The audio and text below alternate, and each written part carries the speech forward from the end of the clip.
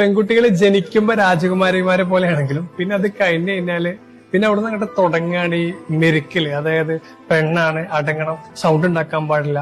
ഇനി പീരീഡ്സ് ഒക്കെ ആയ പിന്നെ പറയുമാണ്. ഇരിക്കുമ്പോ എങ്ങനെ ഇരിക്കണം, നടക്കുമ്പോ അങ്ങനെ നടക്കണം, അവരോട് മിണ്ടാൻ പറ്റില്ല, ബോധം വേണം, തട്ടം ഇങ്ങനെ ഇടണം, ഷോൾ ഇങ്ങനെ ഇടണം, ഇവിടെ കാണാൻ പാടില്ല, അവിടെ കാണാൻ പാടില്ല. അങ്ങനെ കുടുംബത്തിലെ കാരണവര് മുതല് കടയിൽ നിൽക്കുന്ന സെക്യൂരിറ്റി വരെ ഉപദേശിച്ച് കൺട്രോൾ ചെയ്യുന്നൊരു ലോകത്താണ് നമ്മൾ ജീവിക്കുന്നത്. എത്ര പുരോഗമനവാദമുണ്ട്.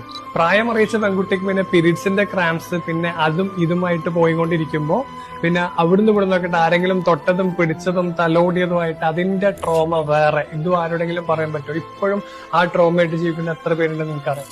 നിനക്ക് ഒരു പ്രായമായിട്ടുണ്ട്, അതിന്റെ പക്വത നീ കാണിക്കുന്നുള്ള ഉപദേശത്തിന് ശേഷം അടുത്ത പരിപാടി പേരാണ് കല്യാണം.